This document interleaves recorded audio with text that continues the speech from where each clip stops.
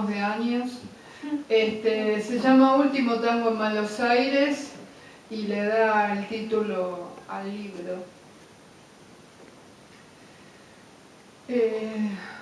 Lleva una capite que es Cadi come corpo morto cade, inferno, canto quinto. ¿La Divina Comedia? No sé. No me acuerdo. Obviamente. Sí.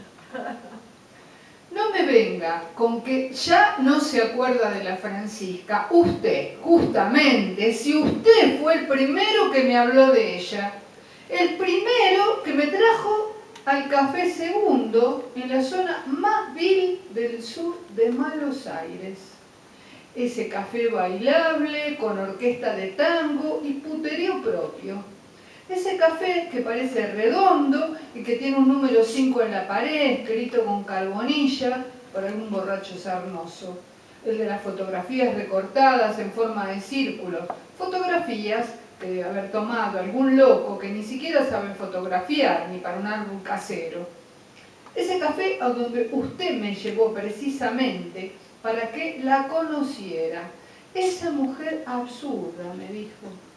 Rubia de nacimiento y no por opción, fea, con algo de bebida ordinaria, algo torcido, se le movían las caderas con el tango, o la fatiga que trataban de disimular los labios, o la mueca de triste. Ahora creo que el encanto le venía de los dientes, de las uñas, un matiz de pájaro, de garra, de tobogán, de infierno. Uno le imaginaba los pezones como el pico de un buitre. Nos sentábamos usted y yo y otros en las mesas del fondo. Pedíamos café, ginebra, whisky, cerveza, lo que fuese. Aún apretados a cualquier perra y tocándole el culo en cada esquina del baile, la mirábamos. La veíamos siempre entre hombres, hablando fuerte para que la notaran. En general tipos como yo, como usted.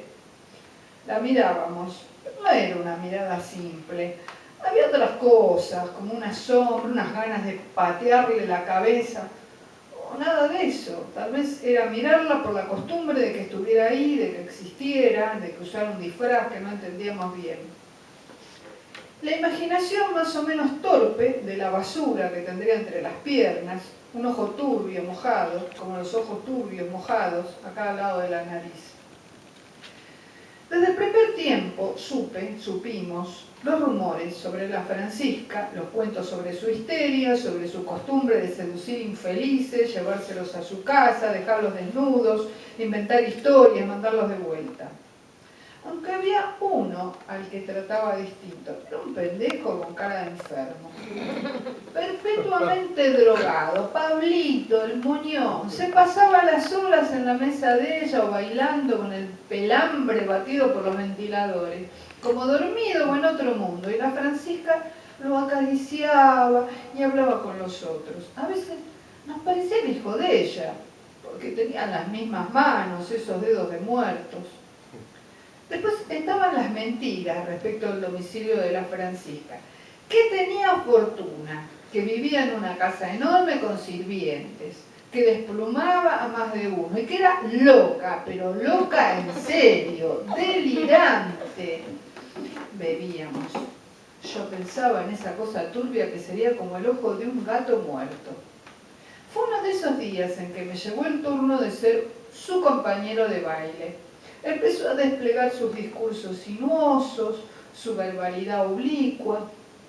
Sentí sus pezones que me agujereaban, le sentí el olor, el jadeo en el comienzo de la garganta. Después, bailando, me tocó un poco, apenas, lo suficiente para mí.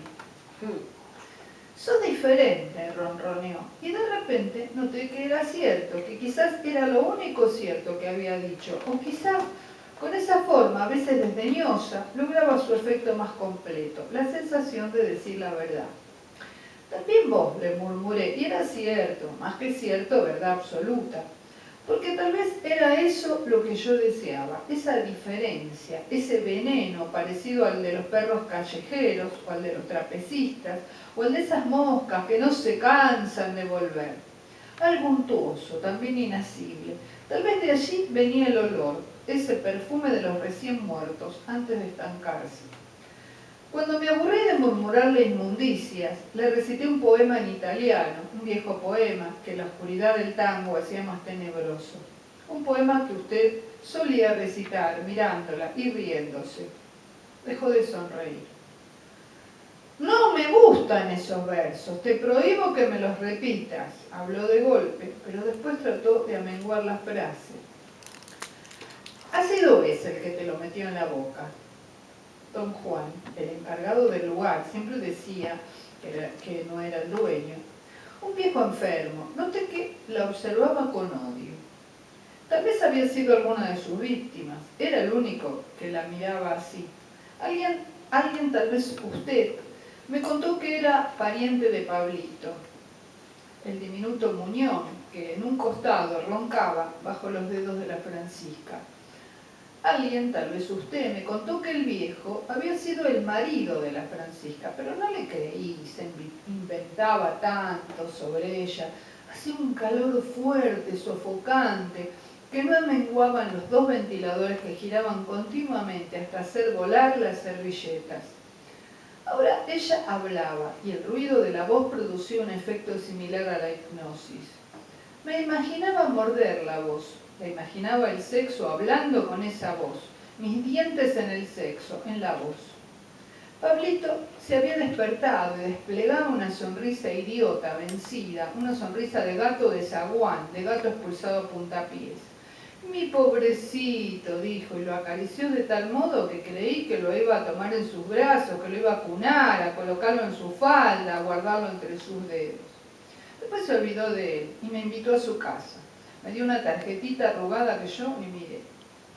Como a todos, me pidió que tomara la llave, que llegara a cualquier hora de la noche cuando ella durmiera, que dormida me estaría esperando. Que antes bailarían un tango caliente, el último tango, así dijo. Era lo que proponía a todo el mundo. Después agregó que aunque ella se enojase antes de irme, le recitara esos versos que le habían fastidiado. Lo que son las leyendas y la idiotez de quien las inventa.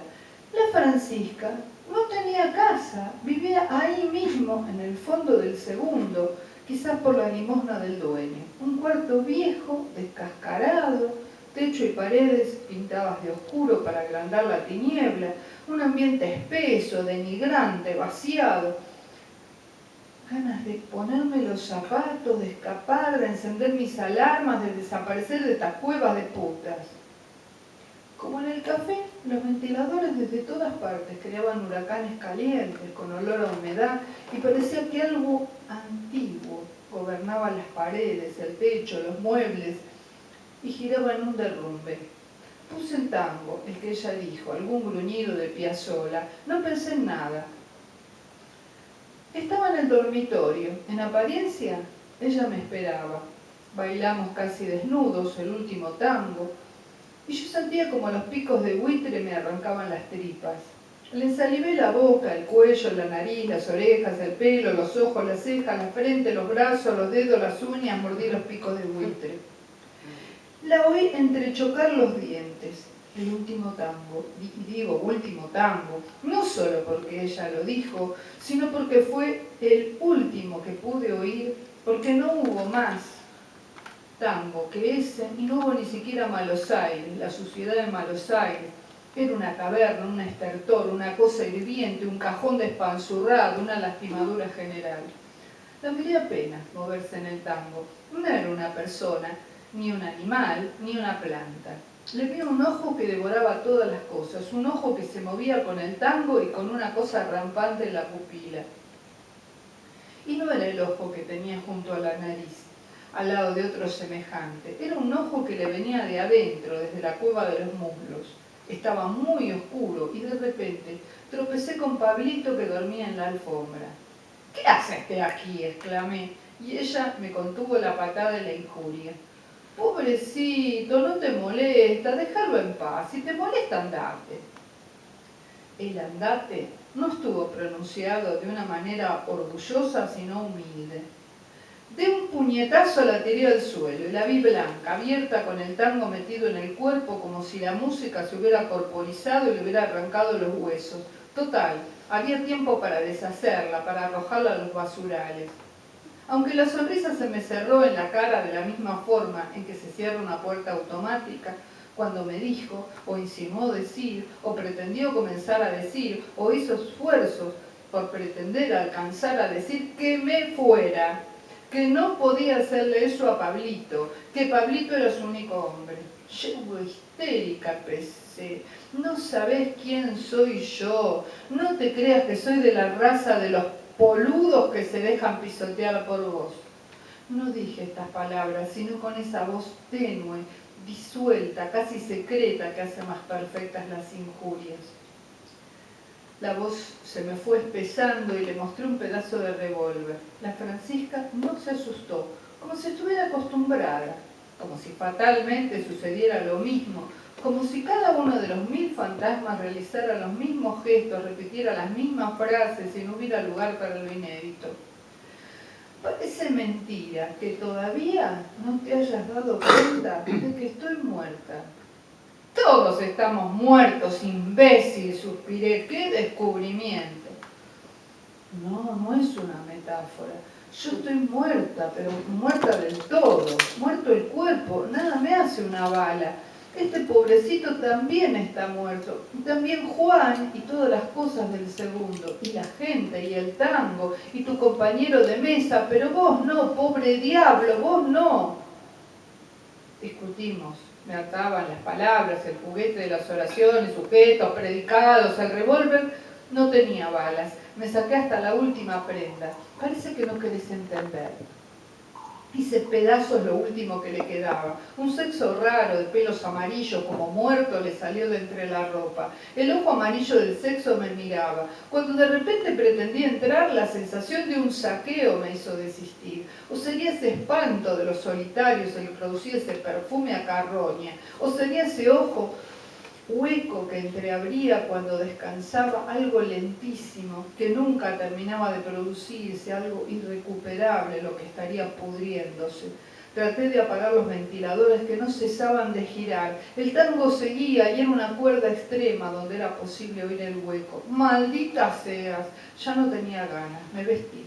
Entonces ella empezó a contarme una especie de historia ridículamente absurda. No sé si valdrá la pena repetirla porque no tienen sentido ninguna de las sílabas que la componen. Pero bueno, tampoco tiene sentido usted que me escucha, ni lo que estará pensando, ni lo que nadie pueda pensar en un mundo como este. No escuche, haga de cuenta que aquí se terminó el relato, que yo me fui, que me repugnó estar con ella o que me dio miedo o desprecio o lo que le guste. O que fui otro boludo en manos de una histérica. Parece que don Juan Malatesta había sido su esposo. Parece que ella, se llamaba a sí misma Francesca de Rimini, había querido al chico, a su cuñado Pablito, a ese fragmento de cosa miserable con nalgas de mujer. Y que un día, en que leía no sé qué historieta, el viejo los reventó a cuchillazos. Y que ahora estaban muertos, y que ese café segundo era el segundo círculo del infierno, por eso era redondo, por eso los ventiladores, el huracán que se llevaba a los lujuriosos. Que no había Dios ni nada, pero sí una especie de demonio invisible, objeto siniestro que no tiene forma y que está en todas partes, y que Juan lo sabía, que Juan también estaba muerto, y para vengarse la ponía a ella en el café segundo para que los infelices la vieran y desearan tirarla en una cama y meterse adentro de ella, pero que ella no podía estar con nadie, porque estaba muerta, como Pablito, Juan y el resto de los espectros. Usted mismo, Virgilio, así lo llamó. Que solo yo, me llamaba Dante, estaba vivo, porque yo debería escribir todo eso, llamarlo canto quinto y decir que era una comedia absurda, porque ningún amor mueve las cosas. Sin embargo, los otros, los fantasmas, los tipos con cara de grullas o estorninos, también usted entre ellos, no ponga cara de asombro de yo no fui, estaban apostados en la oscuridad esperando. Yo mismo les había abierto la puerta y uno a uno se subieron al cuerpo de ella hasta que la destrozaron. Y ella segura seguía con sus locuras y que yo debía escribir y que los huracanes y que Dante Alighieri y que Francesca da Rimini, y a Pablito pisoteado, el muñón pisoteado, pisoteada la cara de paloma con espuma roja entre los dientes. Llené de mierdas a todos, de mierdas y de putas, mientras los ventiladores giraban sin cesar, tal vez para menguar los sudores, el olor que volteaba, el calor de horno de la pieza o los tejidos. Y algún día en el manicomio, ya más viejo yo y ella más vieja, fui a visitarla y me apareció un llanto estúpido por la locura de esa mujer, por el infierno de malos aires, por el disparate de las cosas, un disparate que se me fue metiendo en la garganta, un disparate que se me abrió en la laringe y que se parecía al hambre. Y era como un fuego cansado que ya no desea quemar. Y caí como cae un cuerpo muerto, en un mundo de formas extrañas, como en un sexo de pelos amarillos, un ojo aceitoso y triste que miraba entre las piernas, ciego y harto, a través de un viento caliente, lejos de usted y sus consejos idiotas. Caí en la sofocación de ese último tango boqueante donde alguna mujer rubia dice algo que ella no se quiere oír.